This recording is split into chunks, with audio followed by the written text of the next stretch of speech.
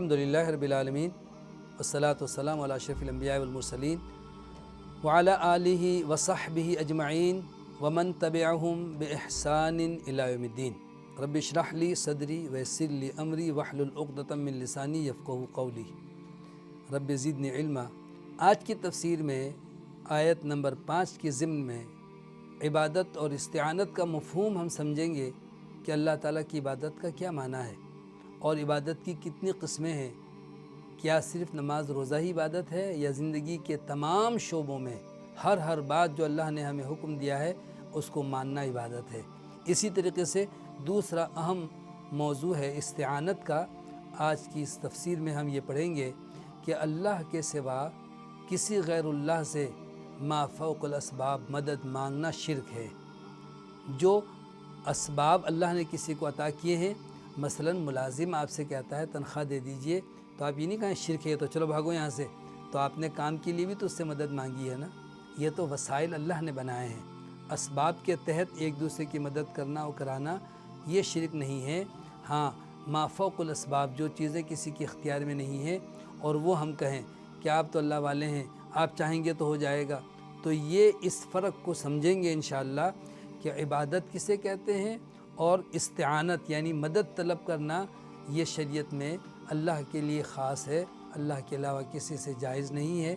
तो आइए आयत नंबर 5 की तफसीर का आगाज़ करते हैं। सूरतुल फातिहा की आयत नंबर 5, जिसमें अल्लाह रब्बुल आलमीन ने हमें ये कलिमात सिखलाए कि हम अल्लाह के सामने दस्त बस्ता खड़े होकर ये एतराफ़ करें कि या अल्लाह हम तेरी ही इबादत करते हैं, तेरे सिवा किसी की इबादत नहीं करते। हम तुझसे ही मदद मांगते हैं, तेरे सिवा हम किसी से मदद तलब नहीं करते।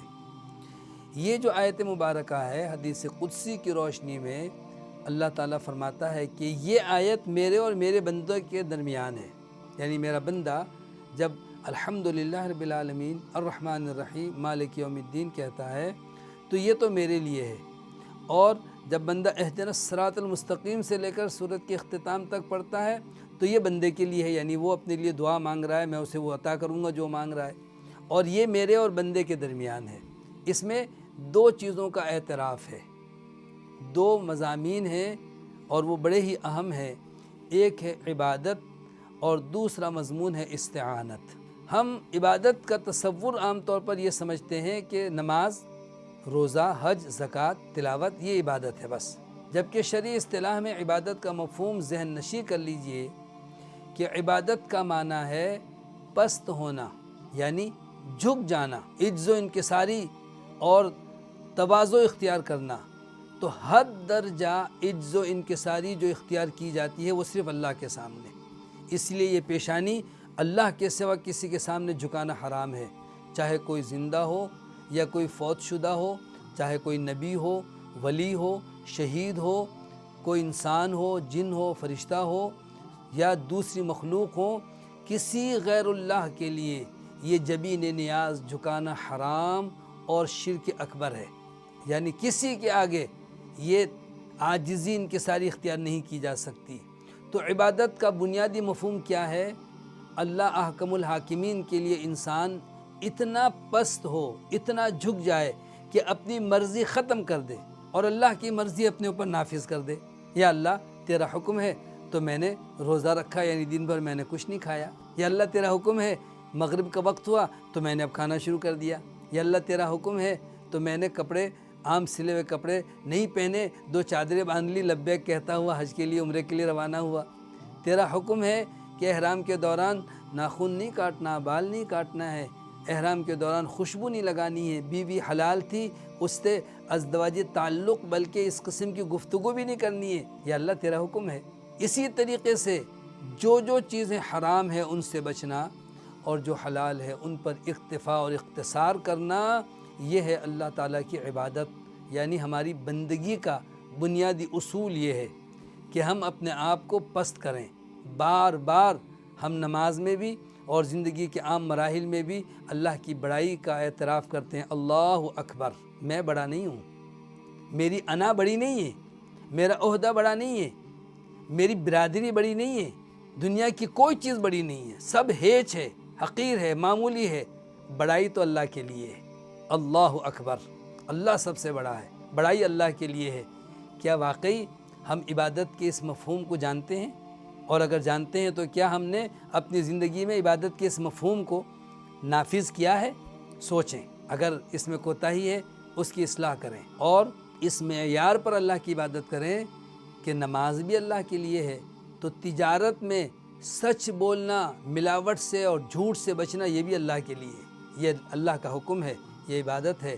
اسی طریقے سے خوشی غمی کے لمحات، اہل عرب کہا کرتے ہیں طریق المعبد، جو راستہ بکثرت لوگوں کے چلنے سے بالکل روند دیا گیا ہو اور دوسرے راستوں کے مقابلے میں وہ پگڈنڈی چمک رہی ہو، تو اسے کہتے ہیں یہ روندا گیا راستہ۔ یعنی ہم اپنے آپ کو گویا کہ روندے ہوئے پست، بالکل اللہ کے آگے ہماری قطعاً کوئی انا نہیں، ہمارے اندر کوئی ذرے برابر جو ہے ہماری خواہشات نہیں، نفسانیت نہیں، بلکہ ہمارے تمام کے تمام جذبات اللہ کے حکم کے تابع ہیں، جیسا کہ قرآن مجید میں اللہ تعالیٰ نے یہ سکھلایا۔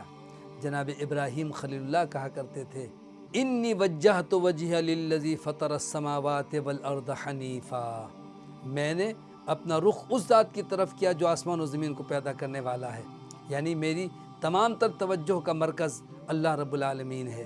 تو عبادت کا مفہوم بڑا ہی اہم ہے کہ ہم تجارت، معیشت، زندگی کے تمام مراحل، سیاست، تعلیم و تعلم، خوشی اور غمی، کوئی بھی کام ہو، ہم یہ معلوم کریں کہ اللہ کا حکم کیا ہے اور اس پر عمل کریں، ہم عبادت گزار ہیں۔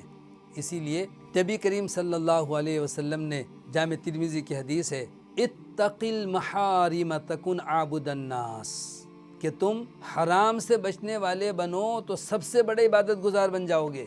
کیا معلوم ہوا کہ عبادت کا مفہوم ہے اللہ کے حرام کردہ چیزوں سے بچنا، اللہ کی نافرمانی سے رک جانا۔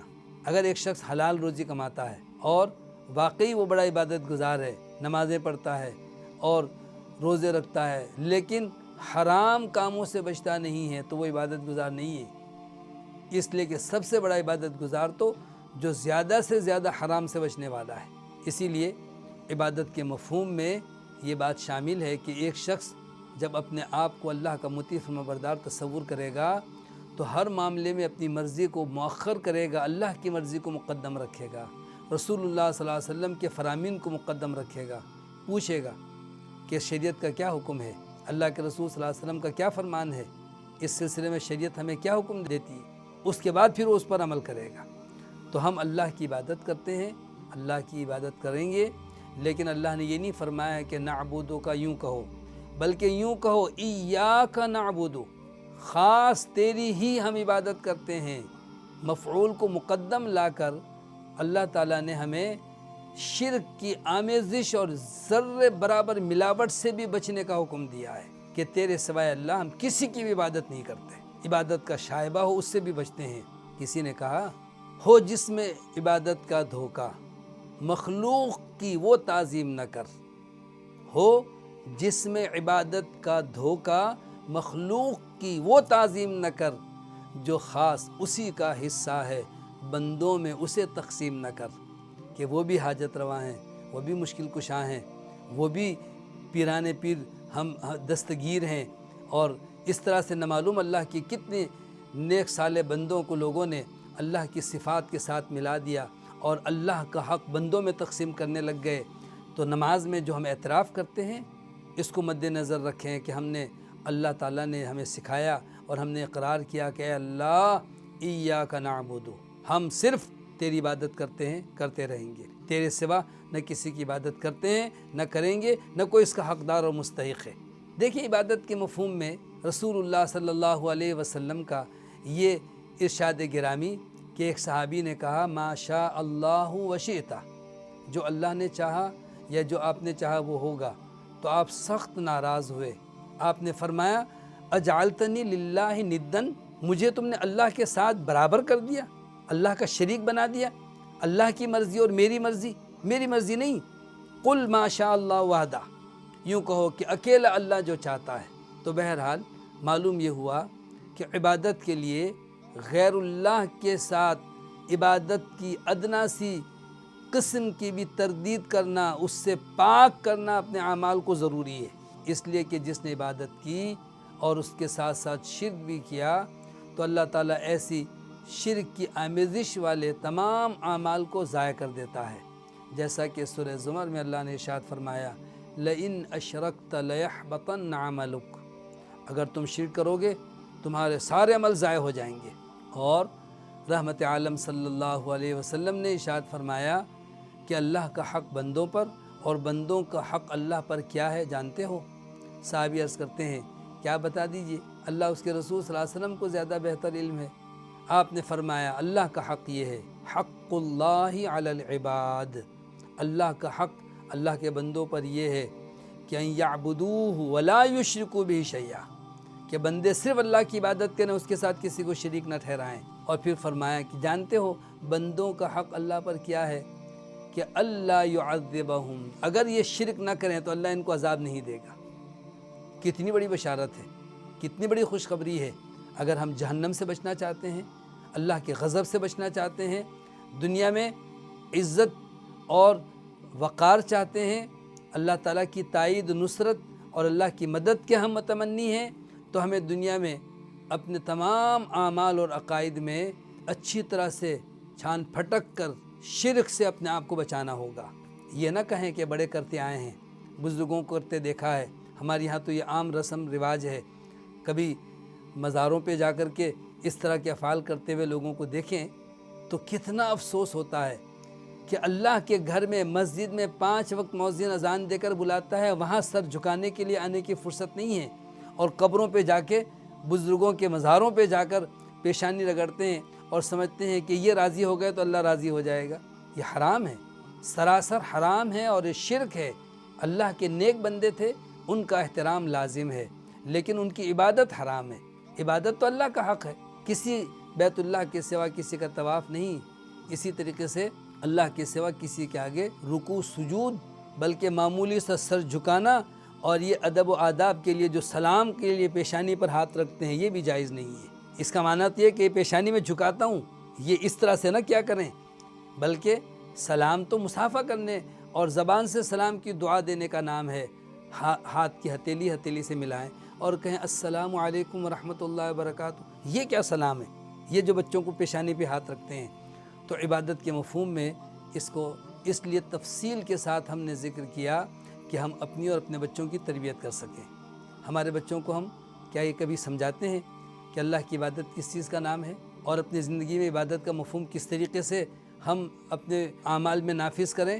یعنی ہر وہ کام جس کے بارے میں شریعت نے ہمیں رہنمائی عطا کی ہے ہم اس کے پابند ہیں، یہ عبادت ہے، اور ہم اس کی خلاف ورزی کریں گے ہم اللہ کی عبادت کے منکر ہو گئے، ہم نے اپنی خواہشات کو اپنا رب بنا لیا، جیسا کہ قرآن مجید میں اللہ نے فرمایا افرأیت من اتخذ الہہ ہوا، اے محبوب صلی اللہ علیہ وسلم کیا آپ نے دیکھا ایسے شخص کو جس نے اپنی چاہت اور اپنی خواہش کو اپنا معبود بنا لیا ہے؟ بتائیے اپنے خواہش کو کون سجدہ کرتا ہے؟ اپنے خواہش کو کون ہے جو رب مانتا ہے؟ صرف اپنی خواہش پر عمل کر رہا ہے نا، وہ اس نے اپنے نفس کو اپنے خواہش کو اپنا معبود بنایا ہے۔ تو معلوم کیا ہوا کہ معبود کا حق ہے اس کی بات مانی جائے، اس کی اطاعت کی جائے، اس کی عبادت کے لیے اللہ تعالیٰ نے ہم سے یہ عہد لیا، ہم بار بار نماز میں اقرار کرتے ہیں ایاک نعبد، اے اللہ ہم صرف تیری ہی عبادت کرتے ہیں۔ دوسرا عہد یہ ہے وَإِيَّاكَ نَسْتَعِينُ، اور اے اللہ ہم صرف تجھ ہی سے مدد طلب کرتے ہیں، یعنی تیرے سوا ہمیں کسی اور کی مدد نہیں چاہیے، کسی اور سے ہم مدد نہیں مانگتے۔ یہاں پر مدد ما فوق الاسباب اور مدد ما تحت الاسباب کے فرق کو سمجھنے کی ضرورت ہے۔ دیکھیں اللہ تعالیٰ کے سوا ہم کسی سے مدد طلب نہیں کرتے کا معنی یہ ہے کہ جہاں اسباب و وسائل نہ ہوں وہاں پر ہم اللہ کے سوا کسی کو جبرائیل کو پکاریں کہ جبرائیل ہمارے لیے کوئی بارش برسا دیں، میکائیل بارش برسا دیں، یا فلاں تم ہمارے لیے یہ کر دو، اور وہ مجاز نہیں ہے اللہ کے حکم کے بغیر۔ تو اسی طرح سے جو اولیاء اللہ یا انبیاء کرام علیہم السلام یا بزرگان دین میں سے کسی بھی شخص کا نام لے کر ہم کہیں کہ ہماری مدد کیجئے اللہ کے لیے، جیسا کہ شیخ عبد القادر جیلانی رحمہ اللہ کو لوگ پیران پیر کہتے ہیں اور کہتے ہیں شیئن للہ یا عبد القادر جیلانی، شیئن للہ، اللہ کے لیے کچھ ہمیں عنایت کر دیجئے، ہم پر رحم کیجئے، ہماری مدد کیجئے۔ اور لوگ اردو میں ایک جملہ بنایا ہوا ہے، دستگیر، وہ ہاتھ تھامنے والے اور گرتوں ہوا کو جو ہے نا، گرتوں ہوا کا ہاتھ پکڑنے والے ہیں۔ استغفر اللہ، کیا ایک انسان دنیا میں بیک وقت بہت سوں کے ہاتھ پکڑ کے مدد کر سکتا ہے، چاہے وہ پیغمبر ہی کیوں نہ ہو؟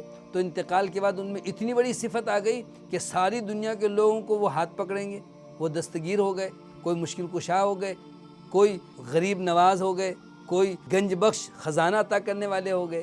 یہ سارے الفاظ شرک کی اس میں آمیزش ہے، شرک کی بو آ رہی ہے۔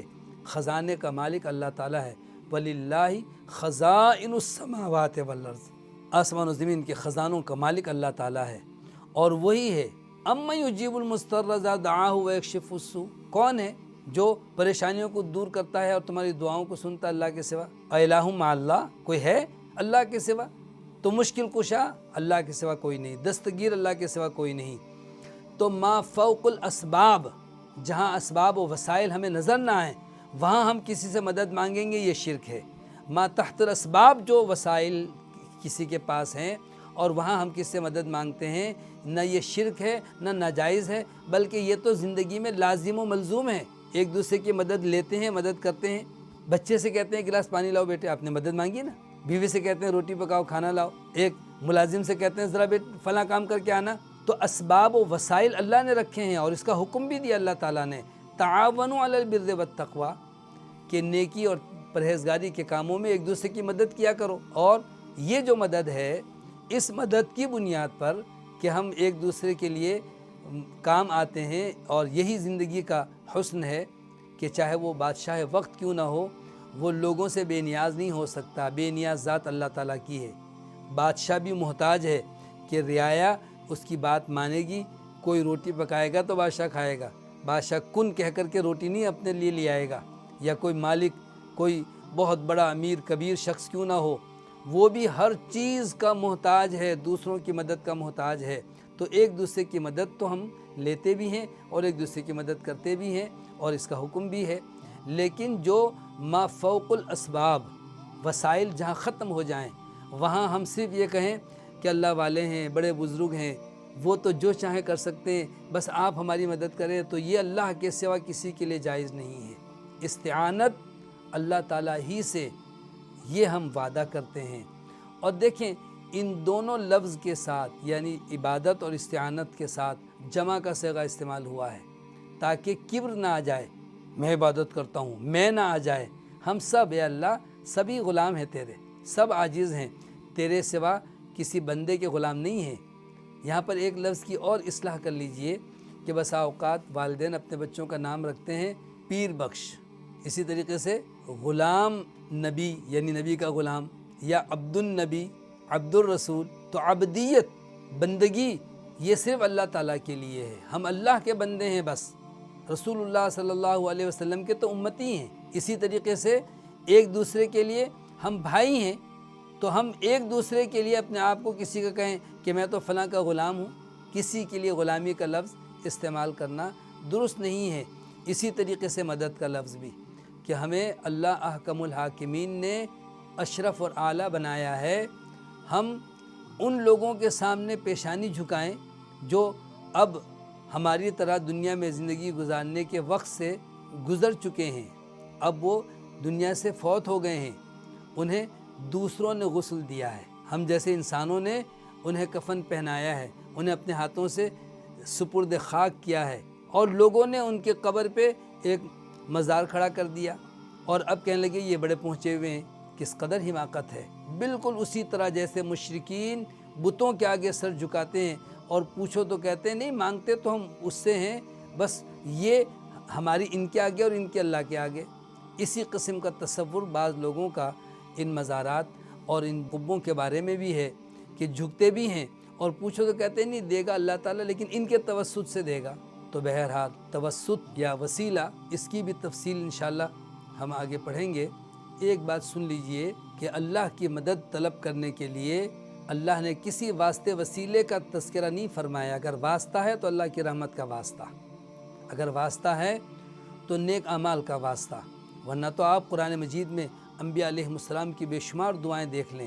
خود یہاں ہم دعا آگے پڑھ رہے ہیں اہدنا الصراط المستقیم، اس سے پہلے اللہ نے نہیں کہا کہ نبی کا واسطہ دو یا انبیاء علیہ السلام کا یا ولیوں کا واسطہ۔ تو یہ واسطے وسیلے کے بہانے سے شیطان نے شرک میں مبتلا کر دیا ہے۔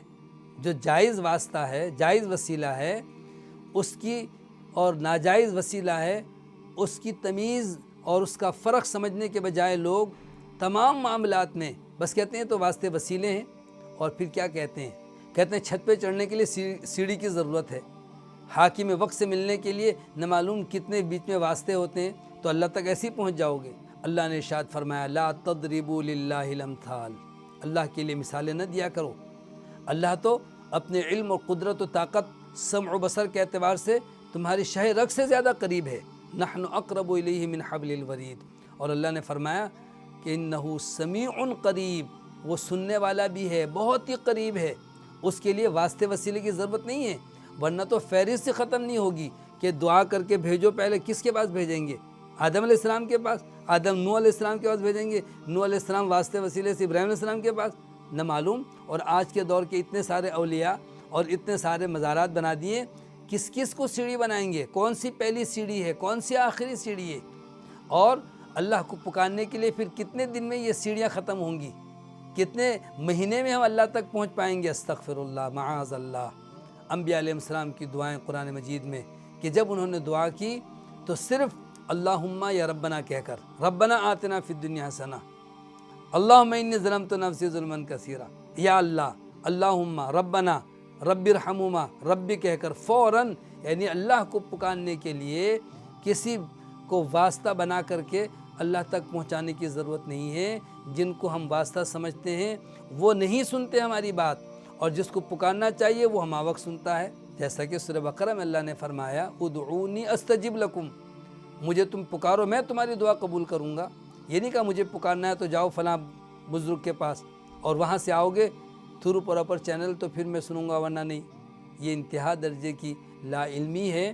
تو ہم اللہ سے نماز میں یہ عہد کرتے ہیں کہ ہم صرف تیری ہی عبادت کرتے ہیں، عبادت کرتے رہیں گے، صرف تجھ سے ہی ہم مدد چاہتے ہیں، اور اللہ ہم تجھ سے ہی مدد طلب کرتے رہیں گے، تیرے سوا نہ کوئی عبادت کا حقدار ہے اور نہ ہی ہم تیرے سوا کسی کو مدد کے لیے پکارتے ہیں۔ آج کی نشست کے حوالے سے بڑا اہم سوال ہے، بھائی پوچھتے ہیں کہ بچوں کو ہم عبادت اور استعانت کا مفہوم کیسے سمجھائیں، چونکہ اللہ تعالیٰ کو تو دنیا میں دیکھا نہیں جا سکتا، تو اللہ تعالیٰ سے مدد مانگنی ہے، اللہ کی عبادت کرنی ہے، بچوں کو کیسے اس چیز کی تربیت دی جائے، بڑا اہم سوال ہے۔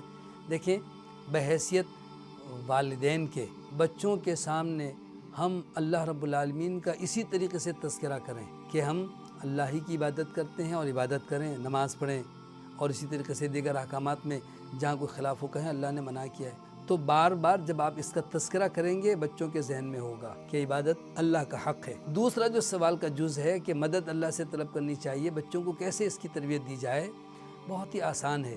رسول اللہ صلی اللہ علیہ وسلم نے فرمایا کہ اذا استعنت فاستعن باللہ، جب تم مدد طلب کرو تو اللہ سے مدد طلب کرو۔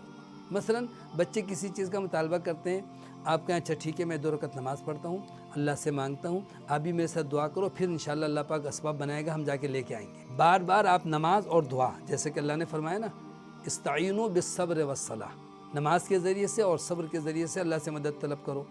تو مدد طلب کرنے کے لیے یہ 2 راستے ہیں، کسی چیز کے ملنے میں تاخیر ہو صبر کریں، استقامت کا مظاہرہ کریں، دین پر قائم رہیں، یعنی ناشکری، بے صبری، نافرمانی اور کفران نعمت کے الفاظ زبان پہ کبھی نہ لائیں، ورنہ بچے وہی سیکھیں گے۔ اگر کوئی چیز آپ کو میسر نہیں آئی تو بچوں کے سامنے آپ نے اللہ کی شان میں اللہ کی اس نعمت کے نہ ملنے پر جو دل میں چاہا آپ بولنا شروع کر دیا، تو آپ نے بچوں کو عبادت کے برعکس بغاوت پر آمادہ کیا ہے۔ بچے بھی مجرم ہوں گے بڑے ہو کر، تو آپ اس کے ذمہ دار ہیں، آپ بھی مجرم ہوں گے۔ صبر کے ساتھ استعانت اور نماز کے ساتھ استعانت، یعنی اللہ سے مدد طلب کرنا ہے۔ تو جب آپ کو کسی چیز کے لیے بچوں سے آپ نے وعدہ کیا یا بچے آپ سے مطالبہ کریں اور یقیناً آپ کے پاس اسباب ہیں، وسائل ہیں، پیسے ہیں، وہ چیز آپ خرید کے دے سکتے ہیں، لیکن تربیت بھی تو کرنی ہے نا، تھوڑا سا انتظار کروائیں، ان سے کہیں ٹھیک ہے ابھی تو عصر سے مغرب نماز نہیں پڑھ سکتے، نماز مغرب کے بعد 2 رکعت نماز پڑھ کے میں اللہ سے دعا کرتا ہوں۔ والدہ کہے میں 2 رکعت نماز پڑھ کے دعا کرتی ہوں، پھر انشاءاللہ اللہ تعالی ہمیں یہ چیز عطا کرے گا۔ پھر جب دے تو کہیں دیکھو اللہ نے دی، اللہ نے ہمیں یہ نعمت دی، یہ اللہ نے پھل دیا، یہ اللہ نے ہمیں رزق دیا۔ جب بار بار آپ یہ الفاظ دہرائیں گے انشاءاللہ تو بچپن سے بچوں کے ذہن میں یہ بات بیٹھ جائے گی۔ ویسے بھی اللہ تعالیٰ نے ان کو توحید پر پیدا کیا ہے۔ حدیث ہے رسول اللہ صلی اللہ علیہ وسلم نے فرمایا کہ ہر مولود یعنی نو مولود بچہ فطرت اسلام پر پیدا ہوتا ہے۔ اس کے ماں باپ اس کو یہودی عیسائی بناتے ہیں، مجوسی بناتے ہیں، یہ نہیں کہا ماں باپ مسلمان بناتے ہیں۔ ماں باپ مسلمان ہیں، وہ پہلے سے مسلمان ہیں، وہ ماں باپ موحد ہیں، پہلے سے وہ توحید اس کے دل میں اللہ نے بٹھائی ہوئی ہے۔ توحید سکھانا بہت آسان ہے، لیکن یہاں پر تو مجوسی آتش پرستی سکھاتے ہیں، مشرک بتوں اور مورتیوں مجسموں کے آگے جھکنا سکھاتے ہیں بچوں کو۔ تو آپ توحید کیوں نہیں سکھا سکتے؟ وہ توحید تو پہلے سے فطرت میں موجود ہے۔ تو بچوں کی تربیت کے حوالے سے جو سوال تھا کہ عبادت اور استعانت کا مفہوم ہم بچوں میں کس طرح سے پختہ کریں، تو بار بار یہ الفاظ بھی دہرائیں۔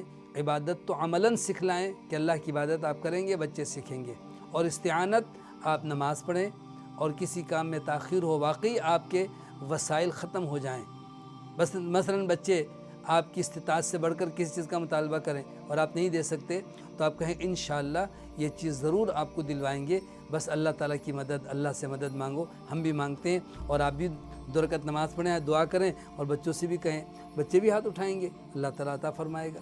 وآخر دعوانا الحمدللہ۔